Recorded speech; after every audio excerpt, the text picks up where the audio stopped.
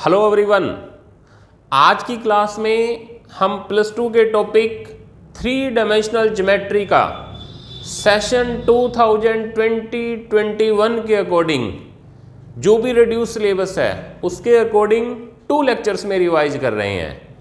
3 dimensional geometry को हम 2 parts में डिवाइड कर रहे हैं। First part line, second part plane. आज लेक्चर 1 में हम लाइन के रिगार्डिंग डिस्कस करेंगे। सबसे पहली बात हम डिस्कस करते हैं सेशन 2020-21 के लिए कौन सा सिलेबस कट है और कितने मार्क्स का आ रहा है। अगर ये टॉपिक की बात करूं मैं 3 डायमेंशनल ज्योमेट्री की, एलिमेंट्स की बुक में ये चैप्टर नंबर 13 है और एनसीईआरटी की बुक में चैप्टर नंबर 11 है। एनसीईआरटी में टोटल 13.1 to 13.10 10 एक्सरसाइज हैं और एनसीईआरटी में 11.1 to 11.3 एक्सरसाइज हैं। आज की क्लास में हम 13.1 to 13.6 टॉपिक है हमारा लाइन, 13.1 to 13.6 डिस्कस करेंगे। और अगर एनसीईआरटी की बात करूं 11.1 to 11.2 डिस्कस करेंगे। जो 11.3 एक्सरसाइज है ये प्लेन टॉपिक की है, प्लेन हम नेक्स्ट लेक्चर में डिस्कस करेंगे। अगर मार्क्स की बात करें सीबीएसई के अंदर वेक्टर एंड 3D दोनों मिलके 14 मार्क्स के आ रहे हैं। सेशन 2020-21 के लिए 14 मार्क्स के आ रहे हैं। अगर हम 3 डायमेंशनल ज्योमेट्री की बात करें 9 मार्क्स की एक्सपेक्टेड है और 9 मार्क्स में भी किस वे से क्वेश्चन आ रहे हैं। 1 क्वेश्चन 5 मार्क्स का, 1 क्वेश्चन 2 मार्क्स का एंड 2 क्वेश्चंस 1 मार्क्स के एक्सपेक्टेड है। अगर एचबीएससी की बात करें हरियाणा बोर्ड की तो हरियाणा बोर्ड में ये 7 मार्क्स का आ रहा है चैप्टर। 1 क्वेश्चन 1 मार्क्स का, 1 क्वेश्चन 2 मार्क्स का एंड 1 क्वेश्चन 4 मार्क्स का एक्सपेक्टेड है। हरियाणा बोर्ड के अंदर कुछ भी कट नहीं है इस टॉपिक में से। सीबीएसई के अंदर एंगल टॉपिक कट है। एंगल में angle between 2 line, angle between 2 plane, angle आएगा ही बस। Angle between 2 line, angle between 2 planes, angle between line and a plane. जब भी एंगल्स की बात आती है तो एंगल का टॉपिक कट है। 2 लाइन में एंगल फाइंड करना है ये कट है, 2 प्लेन्स में एंगल फाइंड करना है ये भी कट है, एक लाइन एंड प्लेन में एंगल फाइंड करना है ये भी कट है। मैक्सिमम 4-5 क्वेश्चन ही कट है। आज जो हम करेंगे लाइन तो उसमें एंगल बिटवीन लाइन आएगा 13.3 में, क्वेश्चन नंबर 1 है, बस वो कट है। बाकी तो सभी करना है, सीबीएसई को भी और एचबीएसई को तो सारा करना ही है। तो चलिए अब टॉपिक पे चलते हैं। 2 लेक्चर्स की हेल्प से हम कंप्लीट चैप्टर 13 को रिवाइज करेंगे। अगर आप YouTube पे देख रहे हैं तो आप देखेंगे सेशन 2020-21 के लिए बहुत ही कम वीडियो मिलेंगी आपको जो सेशन 2020-21 के पैटर्न के अकॉर्डिंग हो, रिड्यूस सिलेबस के अकॉर्डिंग हो। चलिए 3 डायमेंशनल ज्योमेट्री है हमारा टॉपिक। कोई भी लाइन है हमारे पास AB, अगर AB का कोऑर्डिनेट एक्सिस के साथ एंगल अल्फा बीटा गामा है, अगर AB का एंगल अल्फा बीटा गामा है तो AB के पैरेलल हमने OP ले लिया, इसका एंगल भी क्या होगा अल्फा बीटा गामा ही होगा। एक्स एक्सिस के साथ एंगल अल्फा ले लिया, वाई एक्सिस के साथ एंगल बीटा ले लिया और जेड एक्सिस के साथ इसका एंगल हमने क्या ले लिया गामा। कोई भी लाइन है अगर उसका पॉजिटिव डायरेक्शन ऑफ एक्सिस के साथ एंगल अल्फा बीटा गामा है, इसको बोलते हैं डायरेक्शन एंगल, डायरेक्शन एंगल्स। अगर आप इनके कोसाइन ले लेते हैं, cos alpha, cos beta, cos gamma, direction angle के कोसाइन ले लेते हैं, इनको बोलते हैं direction cosines. Cos alpha cos beta cos gamma है, इनको एल एम एन से रिप्रेजेंट करते हैं। किसी भी लाइन के लिए आप कोई भी लाइन लीजिए, उसके लिए डायरेक्शन कोसाइन के स्क्वेयर्स का सम 1 रहता है। L square plus M square plus N square equal to 1 रहता है। अगर हमारे पास एल एम एन के प्रोपोर्शनल कोई नंबर ए बी सी है, एल एम एन के proportional number A B C है, तो ए बी सी क्या होंगे? Direction ratios of line, direction ratios of line. देखिए एल एम एन हमारे पास डायरेक्शन कोसाइन है, एल एम एन के प्रोपोर्शनल एल एम एन तो होता है ना। तो देखिए 1 इक्वल टू 1 इक्वल टू 1 आ रहा है।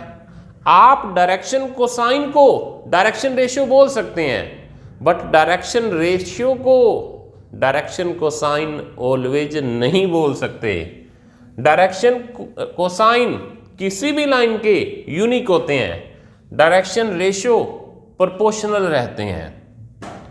चलिए अगर हमारे पास 2 पॉइंट गिवन है, एक पॉइंट है ए x1 y1 z1 और एक अदर पॉइंट है बी x2 y2 z2।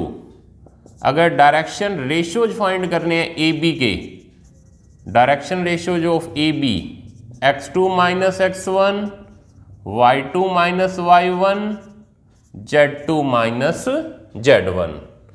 अगर आपको डायरेक्शन रेशियो गिवन है, डायरेक्शन कोसाइन फाइंड करने हैं, तो इन 2 कंसेप्ट्स का यूज करके हमारे पास रिजल्ट्स आता है L इक्वल टू है A by root A square plus B square plus C square, M equal to B by root A square plus B square plus C square, N equal to C by root A square plus B square plus C square. 1 marks के इसी type के question होते हैं। आपको direction ratio given है ए B सी, direction को sign find करने हैं, इस फॉर्म से हम फाइंड कर लेंगे।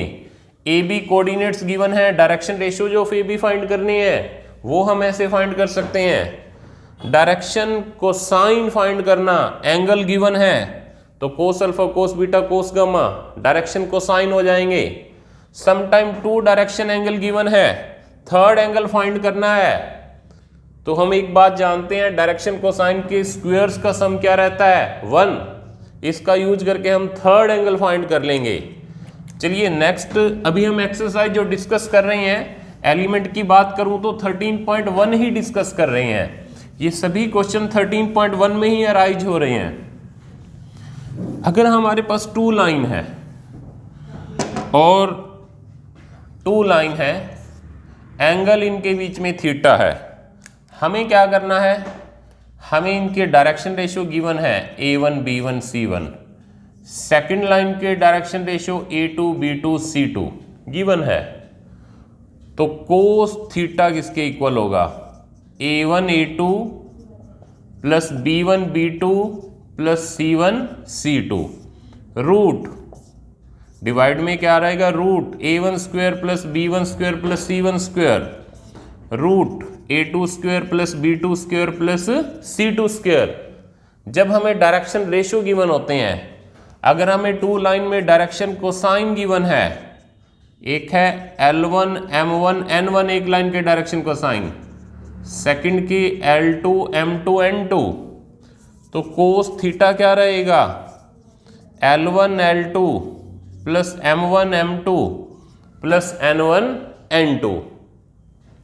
अगर ये लाइन परपेंडिकुलर है, परपेंडिकुलर के केस में थीटा क्या होगा? 90।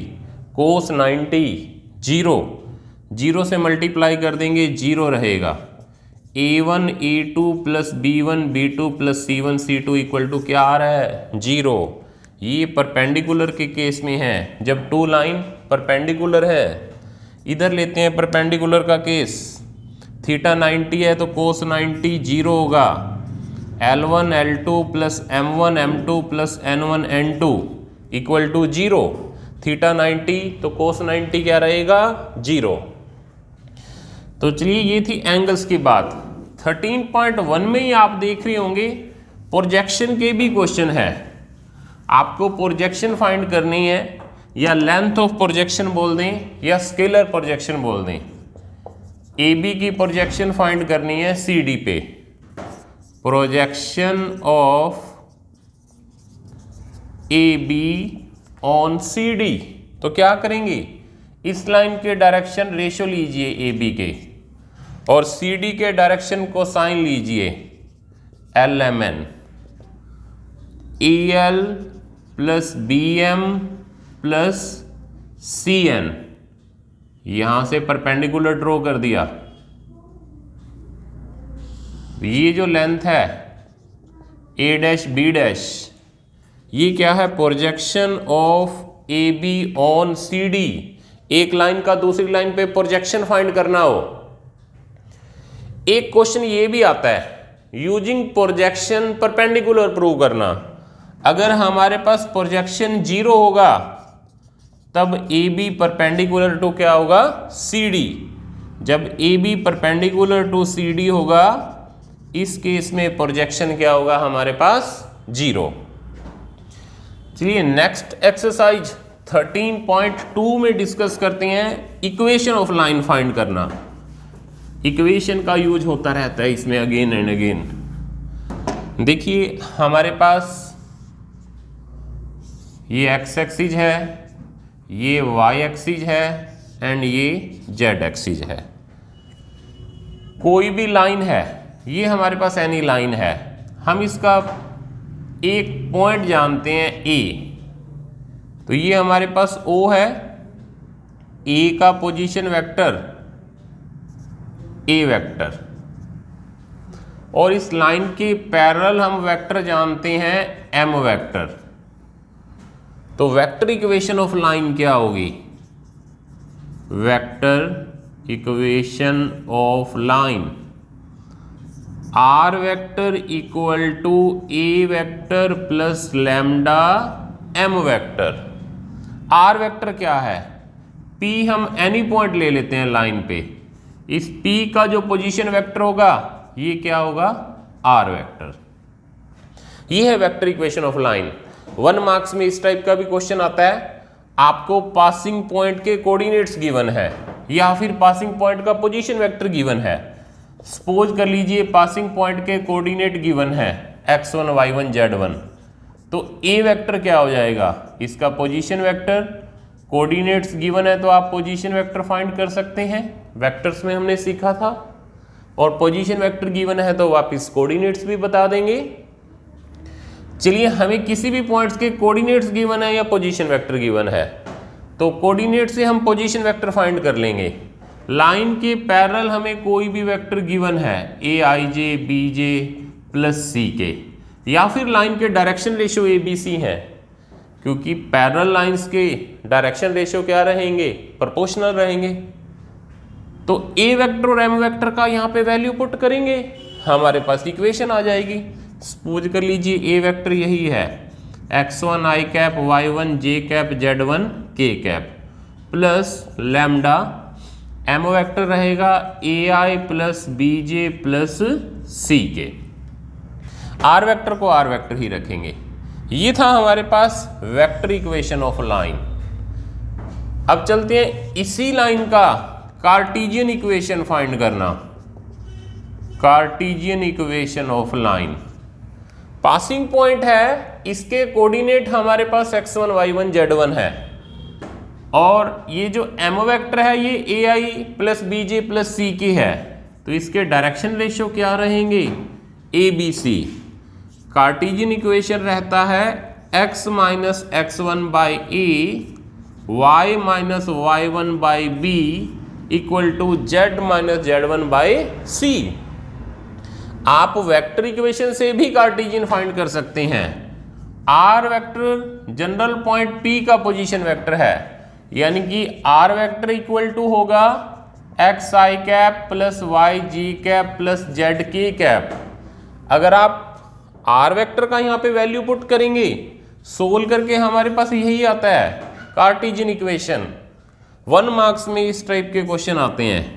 कोई भी लाइन है, हम इसका पासिंग पॉइंट जानते हैं, लाइन के डायरेक्शन रेशियो जानते हैं, कार्टेशियन इक्वेशन फाइंड करना है। x minus 1 y plus 2 z minus 3 by क्या रहेंगे, डायरेक्शन रेशियो।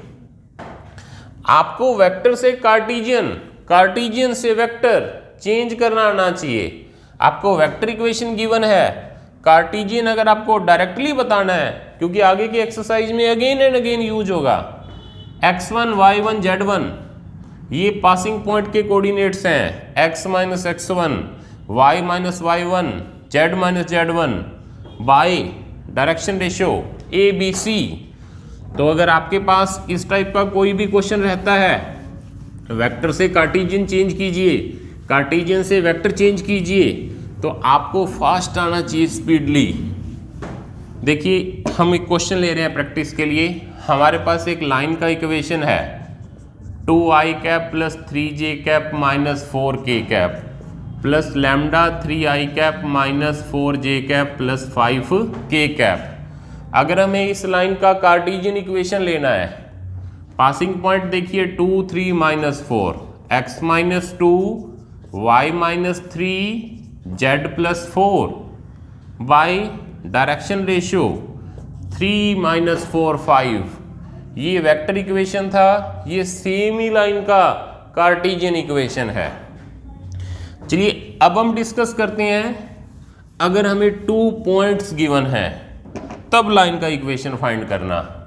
हमें एक पॉइंट A गिवन है, इसका पोजीशन वेक्टर A वेक्टर है। अनदर पॉइंट B गिवन है, इसका पोजीशन वेक्टर B वेक्टर है। तो वेक्टर इक्वेशन ऑफ लाइन क्या रहेगा, R vector equal to A vector plus lambda B vector minus A vector. अब हमें 2 पॉइंट्स गिवन है, कौन से पॉइंट के पोजीशन वेक्टर को A वेक्टर लें, किसी को भी ले लो, कोई प्रॉब्लम नहीं है। एक को A वेक्टर ले लीजिए, अनदर B वेक्टर हो जाएगा। M वेक्टर के प्लेस पे देखिए AB वेक्टर आ रहा है। AB वेक्टर हम जानते हैं, position vector of B minus position vector of A, यानी कि B vector minus A vector. अब डिस्कस करते हैं कार्टेशियन की।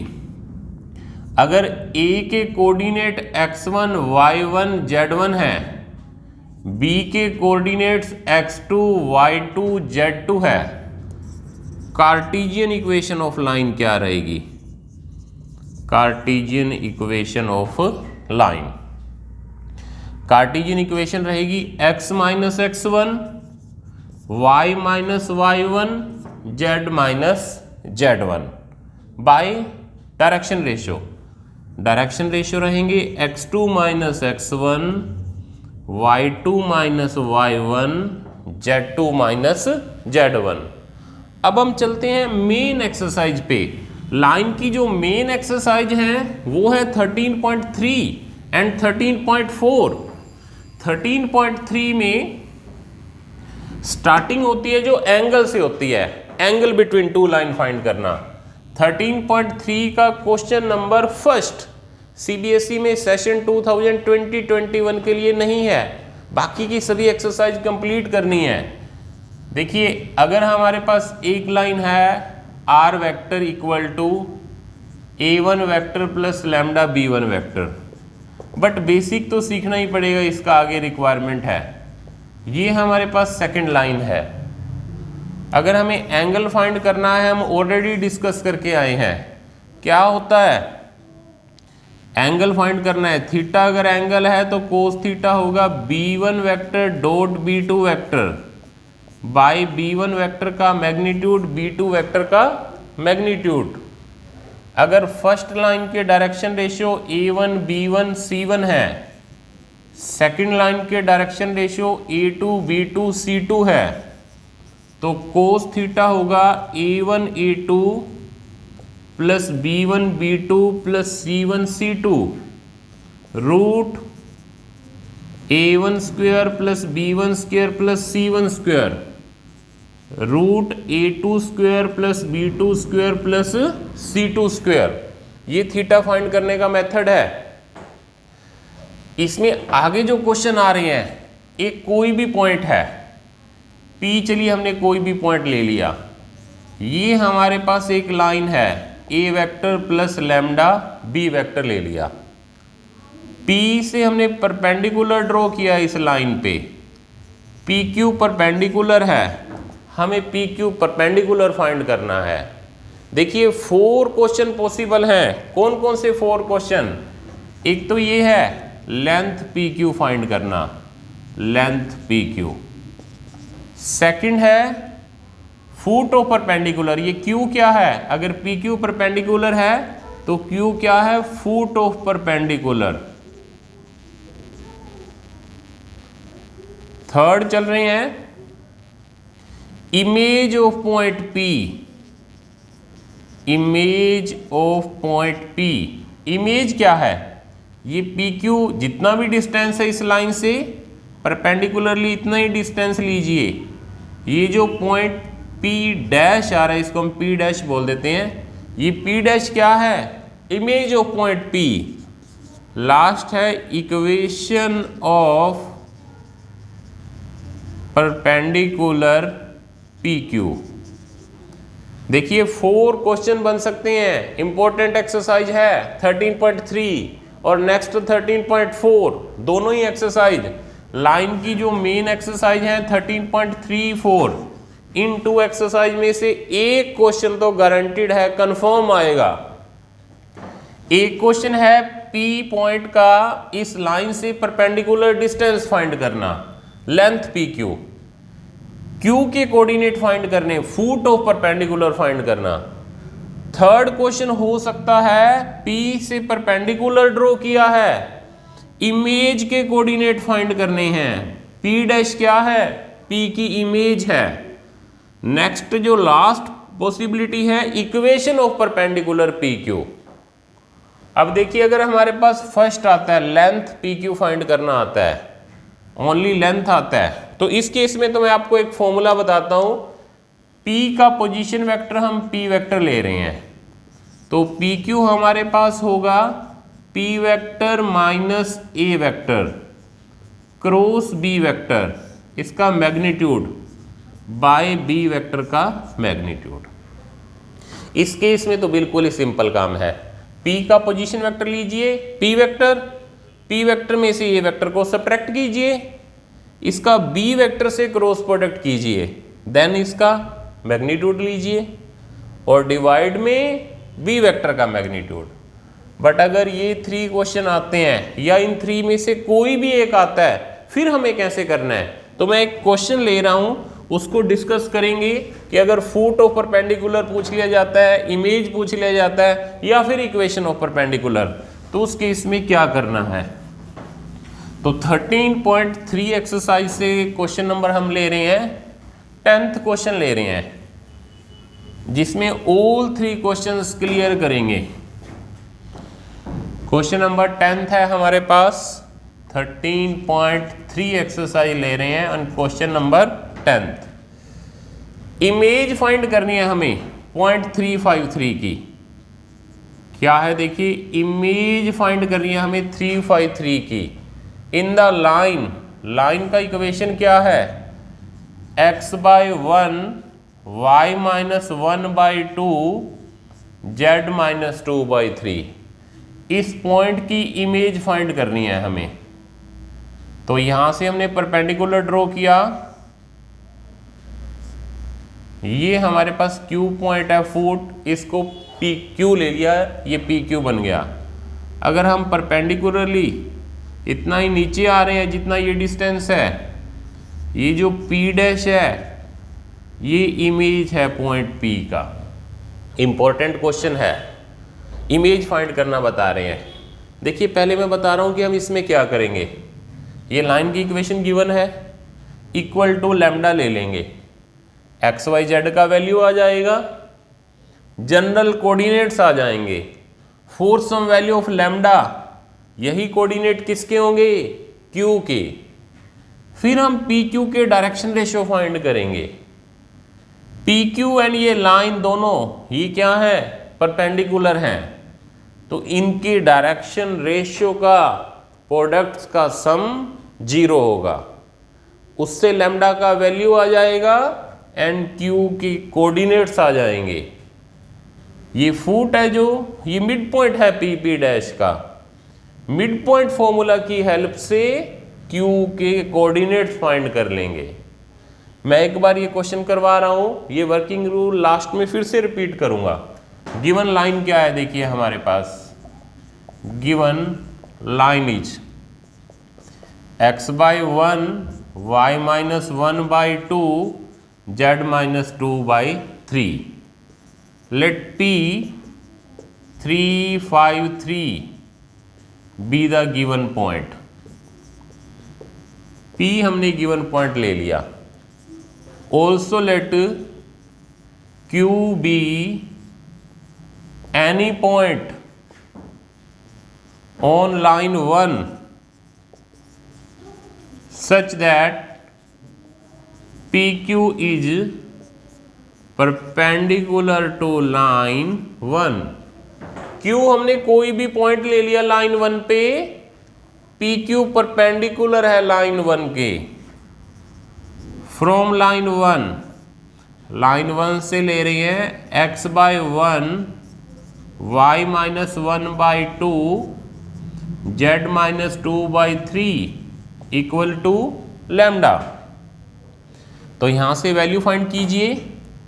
x का वैल्यू आ रहा है लैम्डा, y का वैल्यू आ रहा है 2 लैम्डा प्लस 1, z का वैल्यू आ रहा है 3 लैम्डा प्लस 2।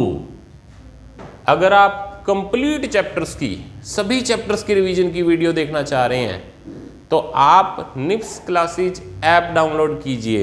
ये ऐप का लोगो है, प्ले स्टोर पे आपको इजीली मिल जाएगी, नहीं तो आप इस वीडियो के डिस्क्रिप्शन में भी ऐप देख सकते हैं, ऐप का लिंक देख सकते हैं। तो ऐप डाउनलोड कीजिए, बिल्कुल सारा के सारा कोर्सेज आपको 1 वीडियो में, कोई चैप्टर 1 वीडियो में, कोई चैप्टर 2 वीडियो में, कंप्लीट टोटल चैप्टर मिलेंगे। और वो भी सेशन 2020-21 के लिए स्पेशली, किस चैप्टर में से कितना आ रहा है, कितने मार्क्स का आ रहा है, लास्ट ईयर्स में से क्या आया था, अब क्या एक्सपेक्टेड है, अच्छे से सब वीडियो मिलेंगी। चलिए हम बात कर रहे थे लाइन की। ये एक्स वाई जेड का वैल्यू फाइंड किया। Any point on line 1 is, any point on line 1 is lambda 2 lambda plus 1 3 lambda plus 2। ये कोई भी पॉइंट आ रहा है लाइन 1 पे। देखिए इस लाइन 1 पे इनफाइनाइट पॉइंट है, कोई भी आप लैम्डा का वैल्यू पुट करेंगे, जैसे हमने लैम्डा का वैल्यू 0 पुट किया, 0 1 2 आ रहा है, इस लाइन का पासिंग पॉइंट था 0 1 2। लैम्डा की कोई और वैल्यू पुट करेंगे और पॉइंट्स आ जाएगा, बट वो सभी पॉइंट इसी लाइन के आ जाएंगे। तो लैम्डा की किसी ना किसी वैल्यू के लिए यही कोऑर्डिनेट्स क्यू के भी तो होंगे। So for some value of lambda, coordinates of Q are, lambda की किसी वैल्यू के लिए क्यू के कोऑर्डिनेट्स यही होंगे। हमें क्यू के कोऑर्डिनेट्स ही फाइंड करने हैं, इसको हम 2 नंबर ले लेते हैं। अब क्या करेंगे, direction ratio of P Q. Now direction ratios of P Q are,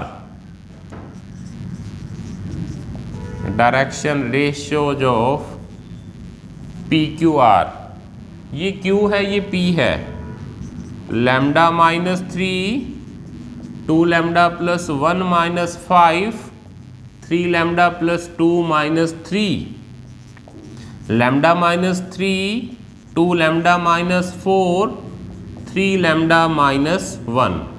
ये पी क्यू के डायरेक्शन रेशियो हैं।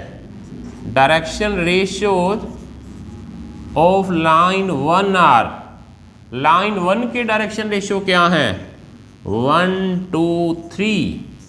आप ये देख लिया करिए कि लाइन सिमेट्रिकल फॉर्म में है प्रॉपर या नहीं। x - x1 y - y1 z - z1 by ABC इस प्रॉपर फॉर्म में होनी चाहिए, तभी ये डायरेक्शन रेशियो होंगे। अगर नहीं है तो पहले लाइन को प्रॉपर फॉर्म में चेंज कीजिए। चलिए, सिंस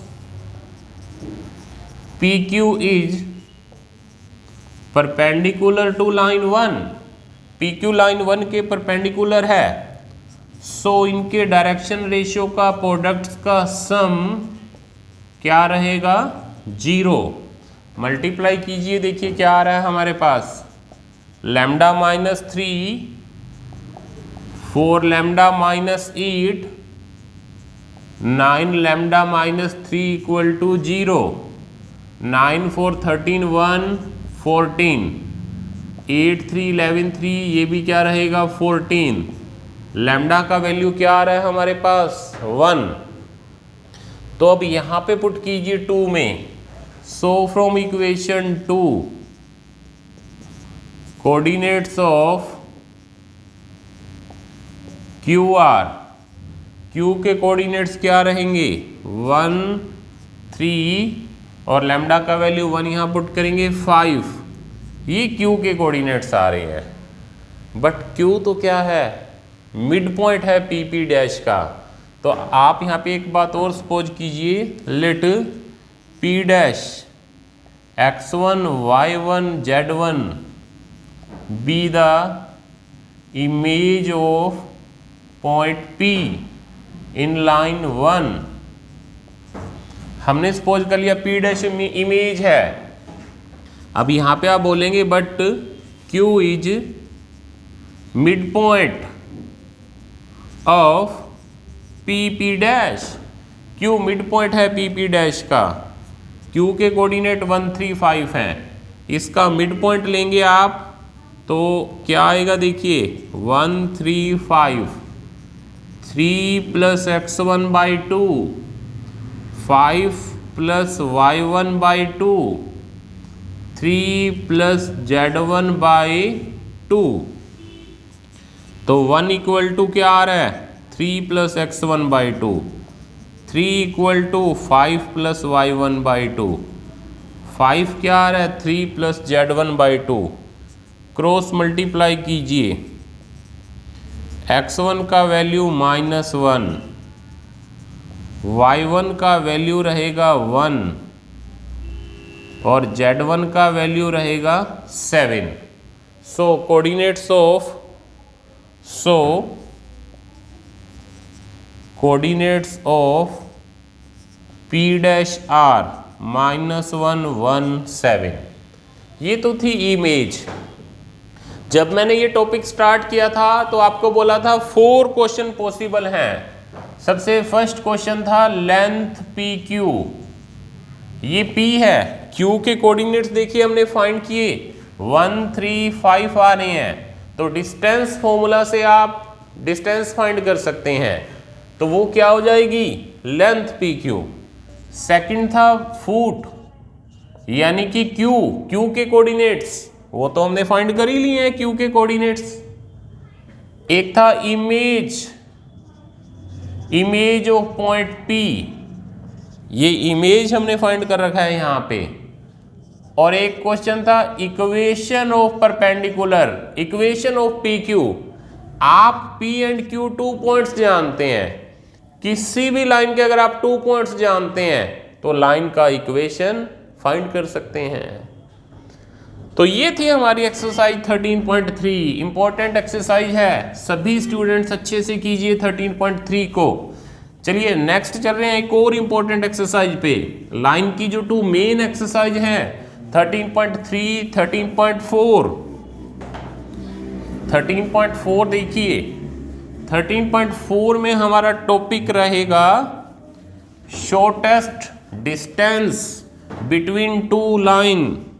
2 लाइन में शॉर्टेस्ट डिस्टेंस फाइंड करना है। 2 स्क्यू लाइन में, नॉन कोप्लानर लाइन में। स्क्यू लाइन को डिटेल से डिस्कस करेंगे 5th एक्सरसाइज में, स्क्यू लाइन क्या रहती हैं। हमें ये डिस्टेंस फाइंड करना है। ये पॉइंट P है, ये पॉइंट Q है। आपको दिख रहा है कि ये लाइनें आपको लग रहा होगा इंटरसेक्ट कर रही हैं, इंटरसेक्ट नहीं कर रही हैं। ये पैरेलल भी नहीं है, इंटरसेक्टिंग भी नहीं है। एक्चुअल में ये लाइन स्पेस की लाइन है। देखिए जैसे हमारे पास 1 लाइन है ये, अदर लाइन है ये स्पेस में है, पैरेलल भी नहीं है, इंटरसेक्टिंग भी नहीं है। हमें ये डिस्टेंस फाइंड करना है दोनों लाइन में, ये डिस्टेंस फाइंड करना है, perpendicular distance between two line. तो इस टाइप की लाइंस हैं। चलिए, अगर हमारे पास लाइन 1 का इक्वेशन है R vector equal to a1 vector plus lambda b1 vector, line 2 का इक्वेशन है a2 vector plus mu b2 vector. 2 questions possible है यहाँ पे। 1 क्वेश्चन तो है shortest distance between two line. यहाँ पे आप शॉर्टेस्ट डिस्टेंस देख रहे हैं PQ है, यानी कि PQ फाइंड करना है। ये तो क्वेश्चन 1 है। सेकंड क्या है, इक्वेशन ऑफ परपेंडिकुलर PQ या equation of shortest distance, equation भी फाइंड करना। अगर तो हमारे पास ये क्वेश्चन आता है कि 2 लाइन में हमें शॉर्टेस्ट डिस्टेंस फाइंड करना है, तब तो आप डायरेक्ट फॉर्मूला लीजिए, a2 minus a1 dot b1 cross b2 magnitude by b1 cross b2, इसका मॉडुलस लीजिए। ये है शॉर्टेस्ट डिस्टेंस। बहुत बार क्वेश्चन डायरेक्ट ऐसे के ऐसे आ जाता है। HBSC में बहुत बार ये क्वेश्चन आ रहा है। तो HBSC में इस चैप्टर में 4 मार्क्स का जो क्वेश्चन एक्सपेक्टेड है वो शॉर्टेस्ट डिस्टेंस हो सकता है। अगर CBSE की बात करें 5 मार्क्स का क्वेश्चन आ रहा है। इस एक्सरसाइज में से एक्सपेक्टेड है कि 5 मार्क्स का क्वेश्चन आ जाए। डायरेक्ट शॉर्टेस्ट डिस्टेंस फाइंड करना भी आ सकता है या equation of shortest distance find करना भी आ सकता है। अगर तो देखिए आपको शॉर्टेस्ट डिस्टेंस फाइंड करना है, लाइन पैरेलल नहीं है, तो a2 minus a1 dot b1 cross b2 mod लीजिए by magnitude of b1 cross b2। But अगर इक्वेशन भी फाइंड करना आता है तो तब थोड़ा काम बढ़ जाता है। तो मैं एक क्वेश्चन से बताता हूं, जब इक्वेशन फाइंड करना होता है तब क्या करना होता है, कैसे करना है। 13.4 एक्सरसाइज का एक क्वेश्चन ले लेते हैं, क्वेश्चन नंबर 10 ले लेते हैं। क्वेश्चन नंबर 10 में यही है कि 2 लाइन गिवन है, हमें शॉर्टेस्ट डिस्टेंस फाइंड करना है, साथ ही डिस्टेंस का इक्वेशन भी फाइंड करना है। एलिमेंट की बुक से 13.4 क्वेश्चन नंबर 10 ले रहे हैं। गिवन लाइन क्या है हमारे पास, given line jar x/2 y/-3 z/1, ये 2 गिवन लाइन है, फर्स्ट लाइन है। सेकंड लाइन है x-2/3 y-1/-5 z+2/2। हमें क्या करना है, शॉर्टेस्ट डिस्टेंस फाइंड करना है इन लाइन में और इक्वेशन ऑफ शॉर्टेस्ट डिस्टेंस भी फाइंड करना है। देखिए, पहले मैं हिंट बता रहा हूं कि हम क्या करने जा रहे हैं इस क्वेश्चन में। हम ले लेते हैं कि लाइन 1 पे हमारा पॉइंट P है, लाइन 2 पे हमारा पॉइंट Q है, कि PQ क्या है, शॉर्टेस्ट डिस्टेंस है। हम इक्वल टू लैम्डा लेंगे, जनरल कोऑर्डिनेट्स ले लेंगे। For some value of lambda वही कोऑर्डिनेट्स किसके होंगे, P के। ऐसे ही लाइन 2 इक्वल टू म्यू ले लेंगे, जनरल कोऑर्डिनेट्स ले लेंगे। For some value of mu वही कोऑर्डिनेट्स किसके होंगे, Q के होंगे। P एंड Q के जनरल कोऑर्डिनेट्स आ गए हमारे पास। हम PQ के डायरेक्शन रेशियो फाइंड कर लेंगे। PQ लाइन 1 के परपेंडिकुलर है तो डायरेक्शन रेशियो का प्रोडक्ट्स का सम 0 होगा। PQ लाइन 2 के भी परपेंडिकुलर है तो इनके भी डायरेक्शन रेशियो का प्रोडक्ट्स का सम 0 होगा। इससे क्या होगा, लैम्डा म्यू में 2 इक्वेशंस आ जाएंगी, उनको सोल्व करके लैम्डा एंड म्यू का वैल्यू आ जाएगा। लैम्डा म्यू की हेल्प से हम P एंड Q की कोऑर्डिनेट्स फाइंड कर लेंगे। जब हम कोऑर्डिनेट्स जानते हैं फिर तो हम इसकी इक्वेशन भी फाइंड कर लेंगे, 2 पॉइंट से इक्वेशन जानते ही हैं, और इसका डिस्टेंस भी फाइंड कर लेंगे। देखिए कुछ बच्चे अभी नहीं समझ पाए होंगे क्या बताया है, तो मैं क्वेश्चन से क्लियर कर रहा हूं। फ्रॉम लाइन 1, सबसे पहले हम सपोज कर लेते हैं P लाइन 1 पे कोई भी पॉइंट है, let P be any point on line 1 and Q be any point on line 2 such that PQ is perpendicular distance, PQ perpendicular distance है between line 1 and 2। P हम line 1 पे point ले रहे हैं, Q लाइन 2 पे point ले रहे हैं, PQ परपेंडिकुलर डिस्टेंस है फ्रॉम लाइन 1। इसको क्या करेंगे, इक्वल टू लैम्डा ले लीजिए, x equal to 2 lambda, y equal to -3 lambda, z equal to lambda. Any point on line 1 is, line 1 पे कोई भी पॉइंट हमारा क्या रहेगा, ये रहेगा। From line 2, x -2/3 y -1/-5 z +2/2 equal to μ ले लीजिए, x का वैल्यू 3 μ + 2, इन दोनों को कंपेयर करेंगे, y का वैल्यू -5 μ + 1 एंड z का वैल्यू क्या रहेगा, 2 μ - 2। Any point on line 2 is, line 2 का जनरल पॉइंट 3 μ + 2 -5 μ + 1 -2 μ - 2। तो फॉर सम वैल्यू ऑफ μ ये कोऑर्डिनेट्स किसके हो जाएंगे, Q के हो जाएंगे। So for some value of μ coordinates of QR क्या हो जाएंगी, 3 μ + 2 -5 μ + 1 2 μ - 2। देखिए ये एनी पॉइंट ऑन लाइन 1 था, ये हमारे पास क्या था, 2 लैम्डा -3 लैम्डा लैम्डा। तो लैम्डा की किसी न किसी वैल्यू के लिए ये P के भी कोऑर्डिनेट्स होंगे, तो यहाँ पे हमें एक लाइन लेना था। So for some value of lambda coordinates of PR, P के कोऑर्डिनेट्स 2 लैम्डा -3 लैम्डा लैम्डा, इसको हम ले रहे हैं 3 और इसको ले रहे हैं 4। अब नेक्स्ट क्या करना है, अब PQ के डायरेक्शन रेशियो लेंगे।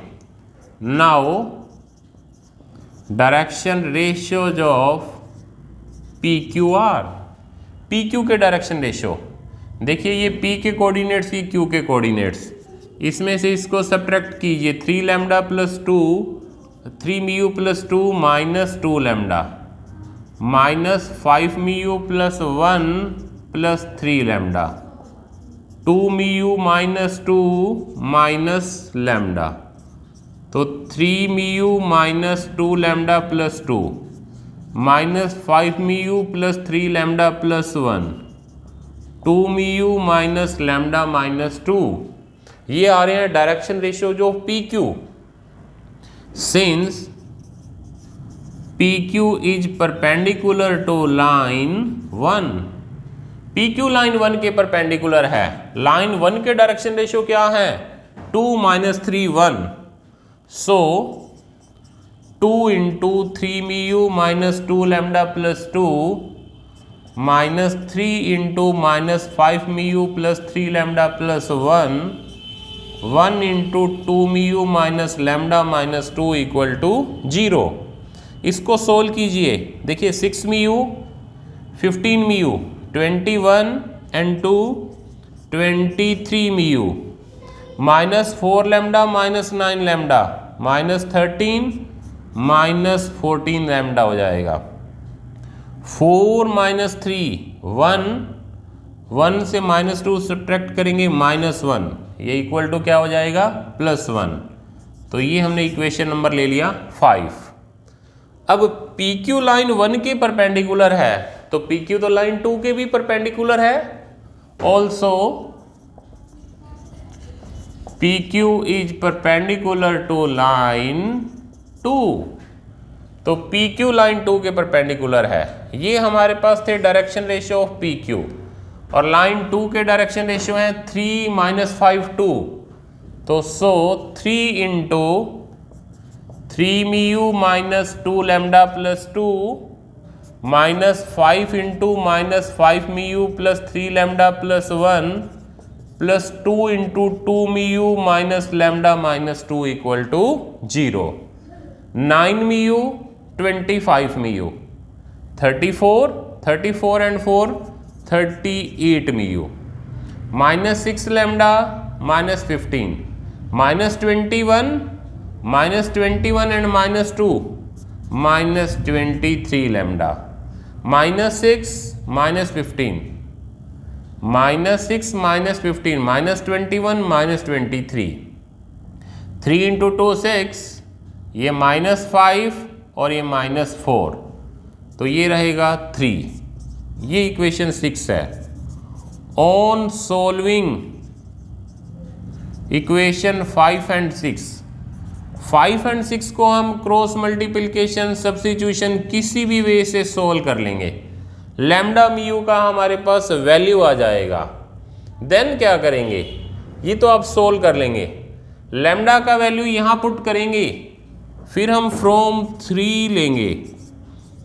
कोऑर्डिनेट्स ऑफ हमारे पास किसके आ जाएंगे, PR आ जाएंगे। और म्यू से हमारे पास फ्रॉम 4 कोऑर्डिनेट्स ऑफ Q आ जाएंगे। अब जब हमें P और Q के एक्चुअल कोऑर्डिनेट्स मिल जाएंगे, डिस्टेंस PQ फाइंड करना है, डिस्टेंस फॉर्मूला से कर लेंगे। क्योंकि अगर हमारे पास एक पॉइंट A है x1 y1 z1, another point हमारे पास B है x2 y2 z2, AB distance find करना है x2 माइनस x1 का square plus y2 minus y1 का square plus z2 minus z1 का स्क्वायर, और इस सम का क्या रहेगा रूट। PQ आने पे हम डिस्टेंस PQ फाइंड कर लेंगे।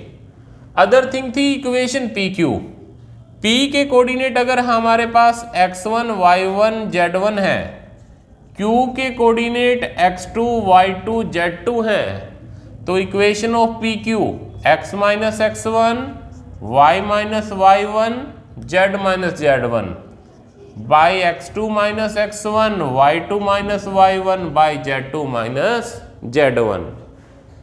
30 सेकंड में फिर से बता रहा हूं इसका वर्किंग रूल। देखिए 2 लाइन है, हमें शॉर्टेस्ट डिस्टेंस भी फाइंड करना है और इक्वेशन ऑफ शॉर्टेस्ट डिस्टेंस भी फाइंड करना है।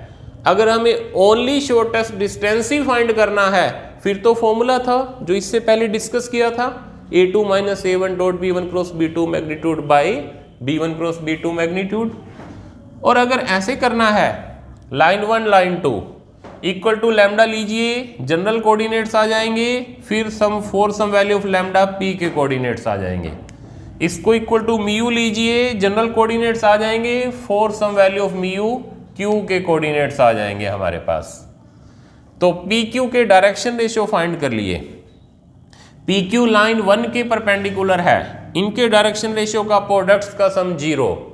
PQ लाइन 2 के भी परपेंडिकुलर है, इनके भी डायरेक्शन रेशियो का प्रोडक्ट्स का सम 0। 2 इक्वेशंस आ रही हैं, सोल्व करके लैम्डा म्यू आ रहे हैं। लैम्डा यहाँ पुट करेंगे, P के कोऑर्डिनेट्स आ जाएंगे, म्यू का वैल्यू यहाँ पुट करेंगे, Q के कोऑर्डिनेट्स आ जाएंगे। तब हम लेंथ भी फाइंड कर सकते हैं और इस वे से इक्वेशन भी फाइंड कर सकते हैं। चलिए इसी एक्सरसाइज का एक लास्ट कंसेप्ट बता रहा हूं। लाइन अगर पैरेलल हो तब अगर हमें PQ डिस्टेंस फाइंड करना हो उस केस में क्या करेंगे? तो बड़ी सिंपल सी बात है। और उसके बाद में चलेंगे हम 13.5, बिल्कुल छोटी सी एक्सरसाइज है।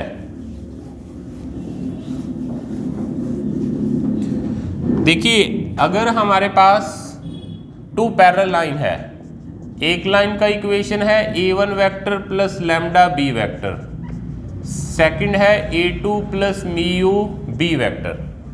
ये सेम मिलेंगे या फिर प्रोपोर्शनल होंगे तो कांस्टेंट कॉमन ले लेंगे, सेम हो जाएगा।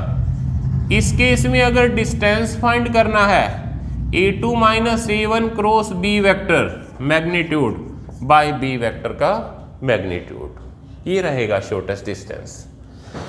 चलिए लास्ट एक्सरसाइज में चलते हैं। हमें 2 लाइन गिवन है। एक लाइन है r vector equal to a1 vector plus lambda b1 vector, second है a2 plus mu b2 vector. Question हमारे से ये पूछा गया है, आर द लाइन कोप्लानर? क्या लाइन सेम प्लेन में है? लाइन सेम प्लेन में कब होती हैं? या तो पैरेलल होनी चाहिए और या फिर क्या होना चाहिए? इंटरसेक्टिंग। या तो लाइन पैरेलल हो या लाइन इंटरसेक्टिंग हो, तब तो कोप्लानर होंगी, अदरवाइज कोप्लानर नहीं होंगी। क्यों होती हैं parallel line coplanar, intersecting line coplanar? देखिए, जैसे ये 2 लाइन पैरेलल हैं तो ये सेम प्लेन में है। आप कहोगे पैरेलल तो ऐसे भी तो हो सकती हैं लाइन, तो तब भी ये सेम प्लेन में है। अब इंटरसेक्टिंग लाइन है, ये देखिए सेम प्लेन में है। आप कहोगे इंटरसेक्टिंग अगर ऐसे हो तब ये इस प्लेन में है। पैरेलल लाइन भी सेम प्लेन में होती हैं, इंटरसेक्टिंग लाइन भी सेम प्लेन में होती हैं। पैरेलल तो आपको यहाँ b1 b2 को देख के पता लग जाएगा कि b1 पैरेलल टू b2 है या नहीं है। या तो b1 b2 सेम होंगे या प्रोपोर्शनल होगा, one vector scalar multiple of other होगा, पैरेलल होगा। अगर आपको पैरेलल मिल गई लाइन, आप बोल दोगे इंटरसेक्टिंग है, बस आगे चेक करना ही नहीं। अगर पैरेलल नहीं है तो इंटरसेक्टिंग के लिए आपको चेक करना है a2 minus a1 b1 b2, इसका scalar triple product equal to 0। Scalar triple product अगर किसी बच्चे को नहीं आता तो ये समझ लो, ये होता है स्केलर ट्रिपल प्रोडक्ट।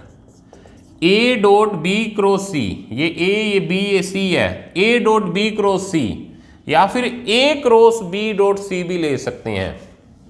ये कैसे फाइंड करेंगे? b1 b2 का क्रॉस प्रोडक्ट कीजिए, a2 माइनस a1 के साथ डॉट कीजिए। अगर ये 0 आ रहा है तो लाइन इंटरसेक्टिंग होगी, कोप्लानर होगी। अगर ये 0 नहीं आ रहा तो लाइन इंटरसेक्टिंग नहीं होगी। ये कहाँ से आ रहा है? शॉर्टेस्ट डिस्टेंस के फॉर्मूले से ही आ रहा है। अगर लाइन इंटरसेक्टिंग है तो शॉर्टेस्ट डिस्टेंस 0 होगा, उसको 0 पुट करके ये डिराइव हो रहा है। चलिए इसी एक्सरसाइज का अगर हम लास्ट क्वेश्चन करें, 2 लाइन है, हमारे से पूछा गया है कि इंटरसेक्टिंग है या नहीं है। अगर इंटरसेक्टिंग है तो पॉइंट ऑफ इंटरसेक्शन भी फाइंड कीजिए। पहला काम तो ये है कि इंटरसेक्टिंग है या नहीं है। अगर इंटरसेक्टिंग है तो पॉइंट ऑफ इंटरसेक्शन भी फाइंड करना है। इस क्वेश्चन का मैं वर्किंग रूल बता रहा हूं। इक्वल टू लैम्डा ले लेंगे, इसको लाइन 1 ले लिया, जनरल कोऑर्डिनेट्स ले लेंगे, इसको इक्वल टू म्यू ले लेंगे, इसके भी जनरल कोऑर्डिनेट्स ले लेंगे। अगर लाइन इंटरसेक्टिंग है तो दोनों में एक पॉइंट क्या होगा? सेम होगा। तो जो इसका जनरल पॉइंट था, व्हाटएवर जो भी आया होगा लैम्डा के टर्म में, हमने वैसे रफली ये ले लिया। और इस लाइन का जो जनरल पॉइंट होगा, अलग अलग क्वेश्चंस में जो भी आता है, इक्वल टू म्यू लेके